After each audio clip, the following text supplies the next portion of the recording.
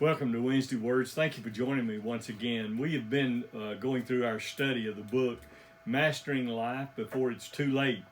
All of us would like to do that. As a matter of fact, the subtitle of that book is 10 Biblical Strategies for a Lifetime of Purpose. We've talked about 4 of those up to this point. We talked about the very first one was that we talked about listening to a 12-year-old. In other words, being about the Father's business. If you're a Christ follower, as I am, we are in the Father's business, and we're to be about that business on a daily basis.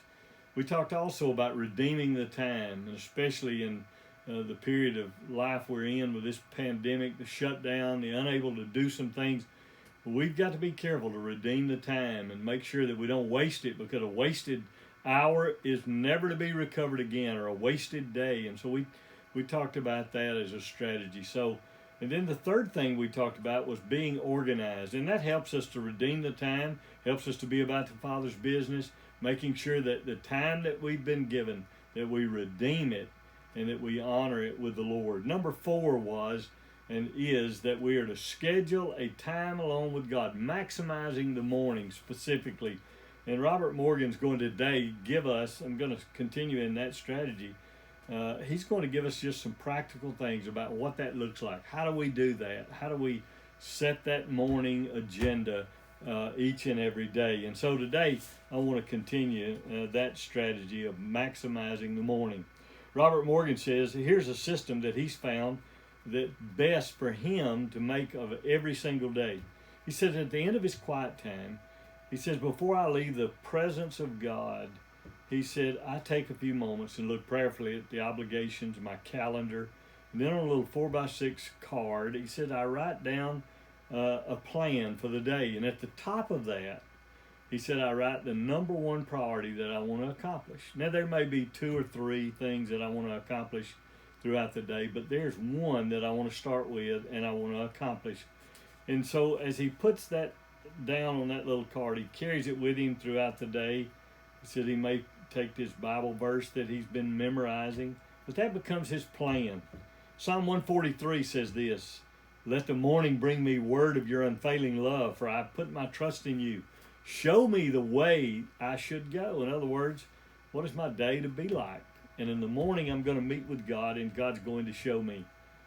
The most productive leaders in the world of business and commerce practice a secular version of setting this plan together, putting it out there for them as they begin their day. Brian Tracy wrote the book, Eat That Frog, and in it he said, it only takes 10 to 12 minutes to set the priority for your day and to plan it out, but that investment will save you up to 2 hours of wasted time and diffused effort throughout your day. He also goes on to say, throughout my career, he said, I've discovered and rediscovered a simple truth. The ability to concentrate single-mindedly on your most important task, to do it well, to finish it completely, is the key to great success, achievement, respect, status, and happiness in life. An average person who develops this habit of setting clear priorities, getting important tasks completed quickly, will run circles around a genius who talks a lot, makes wonderful plans, who get very little done. This concept of writing down priorities, setting them and marking them off as you get them accomplished, is attributed to a man by the name of Ivy Ledbetter. He was the son of a Methodist minister. He helped establish the field of public relations. In fact, in that capacity, he worked as an advisor for Bethlehem Steel Corporation.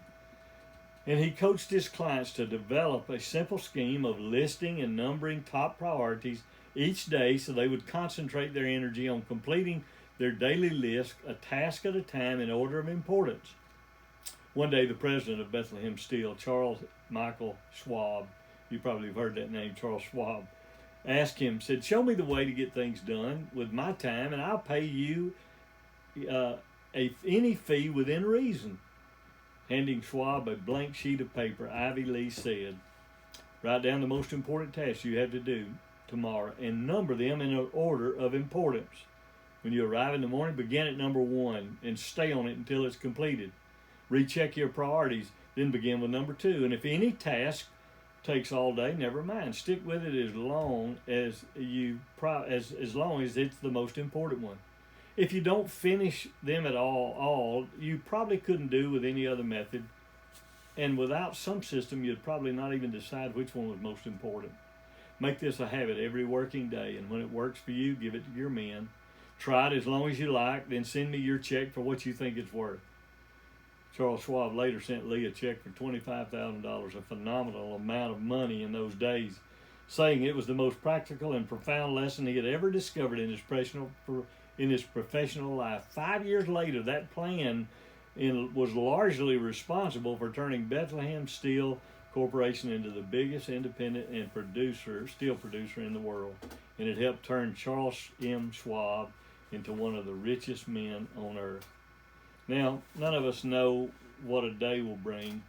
I can't guarantee you that putting a list of priorities and writing on a 4x6 card will turn you into a rich person, but I can tell you it will help to begin to maximize the morning so you can redeem the time, so that you can put your priorities in order, so that you can set the agenda, so you can be about the Father's business, and so that you can be organized in order to better handle whatever your day comes. Now, even when you put priorities down, you set the agenda, sometimes interruptions happen.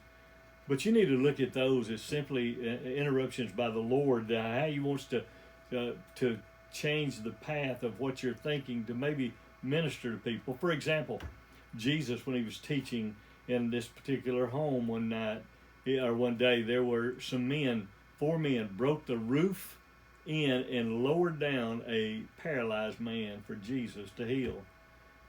Jesus, that was an interruption. That wasn't on His priority list, but it was an interruption, but became a ministry. And then one time there was a bleeding woman who reached out, simply touched the hem of His garment. You remember Jesus turned and said, "Who touched me?" And the disciples said, "Lord, there's so many people present. How do you know?" That was an interruption in His time, but it was a time of ministry for Jesus. And then, how about the time when Thomas broke into His discourse and said, "Lord, we don't know where you're going. How can we know the way?" And that occasion gave us one of Jesus' most famous statements when He said, "I am the way, the truth, and the life. No man comes to the Father but by me." As you meet with the Lord each morning, don't leave His presence without asking for His task for the day and His blessings on your life and work. And in prayer, give thought to your steps. It's the best way to help us to be about the Father's business. Now, in closing, real quickly, some of you may be thinking, I just don't have time. I'm too busy. I don't have time. I want to suggest what Robert Morgan suggests in this last part of this book, or this chapter, where he says, try a 15-minute plan. In round figures, it amounts to about 100 minutes out of 10,000 the Lord has allotted for each week. Only 1% of your time. And so take 5 minutes and spend time with the Lord. Take 5 minutes and pray. And then for the last 5 minutes, plan out your day. May sound legalistic, but try it consistently for 1 month. And keep the time uninterrupted, and then see how your week and days begin to play out. God can do more with 15 minutes than we can accomplish in a lifetime. To Him, a day is like 1,000 years, and 1,000 years is like a day. When He plans our hours, He always leaves some time for Himself. When He's in control of our schedules, we'll be able to abide in Him, for He cannot neglect Himself. I want to master life before it's too late. And one of the key components of doing that certainly is going to be when we maximize the morning. We set the plan for the day, and we, at the end of the day, when we get to it, we see what all we've accomplished, because God has so ordered our day to honor Him and to bring Him glory. God bless you. I hope you have a great week this week. Continue praying for those around us who are hurting. Continue praying for a vaccine, a cure for the COVID-19 virus. We'd love to see you in worship. We had a great day this past week, especially this coming Sunday, August the 9th. We're going to be meeting and recognizing our seniors. Again, thank you for meeting with me today. God bless you, and have a great day.